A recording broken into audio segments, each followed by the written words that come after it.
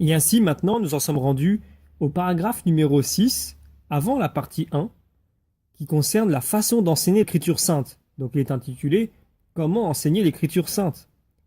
Eh bien, comme cette écriture sainte a un mode spécial de procédé, elle doit être, selon ce mode, d'une manière spéciale, comprise et exposée. Puisqu'elle cache sous une lettre unique un sens multiple, celui qui l'expose doit amener au jour ce qui était caché et manifester ce qui est ainsi mis en lumière par un autre texte plus clair.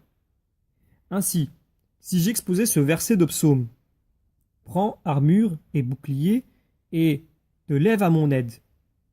Et si je voulais expliquer que ce sont les armes divines, je dirais que c'est la vérité et la bonne volonté, et je le prouverai par un texte très clair de l'Écriture sainte, car il est écrit ailleurs, tu nous couvres du bouclier de ta bonne volonté, ou encore, il te couvre du bouclier de sa vérité. On ne peut atteindre aisément à ceci que si l'on confie à sa mémoire le texte et la lettre de la Bible par une lecture assidue. Autrement, on ne pourrait jamais être capable d'exposer les Écritures saintes. Ainsi, comme celui qui dédaigne d'apprendre les premiers éléments dont est composé le discours n'arrivera jamais à connaître le sens des paroles, ni la loi correcte des constructions. De même, celui qui méprise la lettre de l'Écriture sainte ne s'élèvera jamais à ses intelligences spirituelles.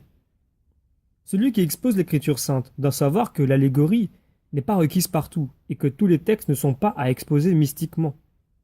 C'est pourquoi il faut noter que l'Écriture sainte a 4 parties. La première dans laquelle la lettre traite des choses naturelles de l'univers et par elle signifie notre salut, comme il apparaît dans le récit de la formation du monde. La deuxième dans laquelle la lettre traite des actes et des événements de l'histoire du peuple d'Israël et signifie par eux la rédemption du genre humain. La troisième dans laquelle, en paroles claires, la lettre signifie et exprime ce qui regarde notre salut quant à la foi et aux mœurs.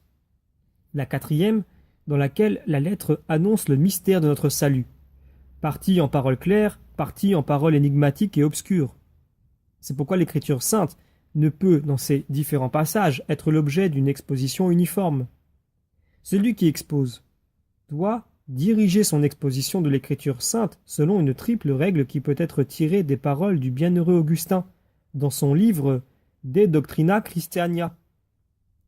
Première règle, partout dans cette écriture sainte où le sens premier des mots signifie la réalité de la création ou les actes singuliers de la vie humaine, les choses signifiées par les mots sont signifiées en premier et ensuite seulement les mystères de notre salut. Là où le premier sens des mots exprime la foi ou la charité, il ne faut chercher aucune allégorie.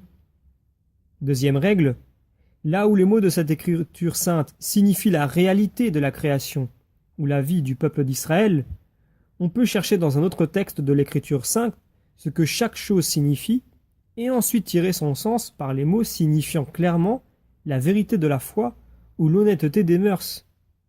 Par exemple, si l'on dit « les brebis engendrent des jumeaux », il faut montrer que brebis signifie ici les hommes et jumeaux la double charité. Troisième règle. Quand un texte scriptuaire possède un sens littéral et un sens spirituel, celui qui expose doit déterminer si cette attribution convient au sens historique ou au sens spirituel. Si par hasard, les deux sens ne conviennent pas. Si les deux sens conviennent, alors on doit affirmer le sens littéral et le sens spirituel. Si l'un seulement convient, on doit l'entendre spirituellement. Ainsi, le Shabbat de la loi est perpétuel, le sacerdoce éternel, la possession de la terre éternelle et le pacte de la circoncision éternelle.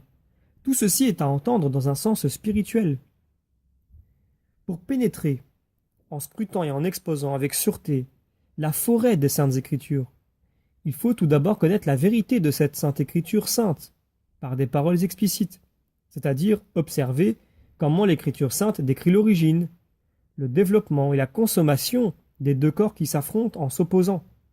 Le corps des bons qui s'humilie ici-bas pour être exalté éternellement dans le ciel, et le corps des méchants qui s'exaltent ici-bas et seront éternellement abattus.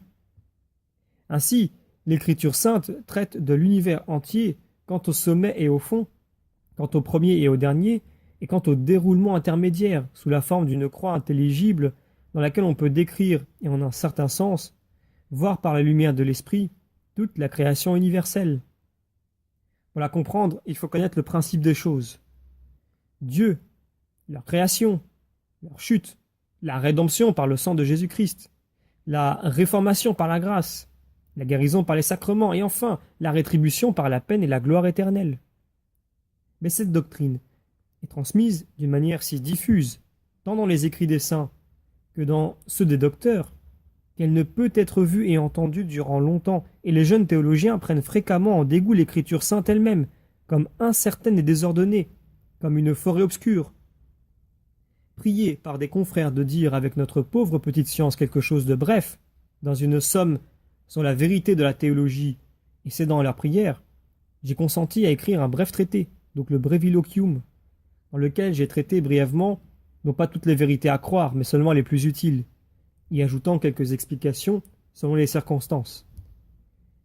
Parce que la théologie traite de Dieu et du premier principe, parce que, comme la science est la doctrine la plus élevée, elle résout toutes choses en Dieu, comme dans le principe premier et souverain, dans l'assignation des raisons, en tout ce qui est contenu dans ce petit traité, je me suis efforcé de rechercher l'explication dans le premier principe, pour montrer ainsi que la vérité de l'Écriture sainte vient de Dieu, traite de Dieu, et conforme à Dieu pour fin, de façon que justement cette science apparaisse une, ordonnée, et non à tort nommée théologie. Si l'on trouve en cet opuscule quoi que ce soit d'imparfait, d'obscur, de superflu ou de moins correct, qu'on m'en accorde le pardon à cause de mes occupations, de mon manque de temps et de la pauvreté de ma science. Si l'on y trouve quelque chose de correct, qu'on en rende à Dieu seul l'honneur et la gloire. Pour que la suite apparaisse plus clairement, j'ai pris soin donc de présenter d'abord les titres particuliers des chapitres afin d'en faciliter la mémoire et d'en rendre plus claire une vue d'ensemble. Ces chapitres sont groupés en 7 parties et sont au nombre de 72.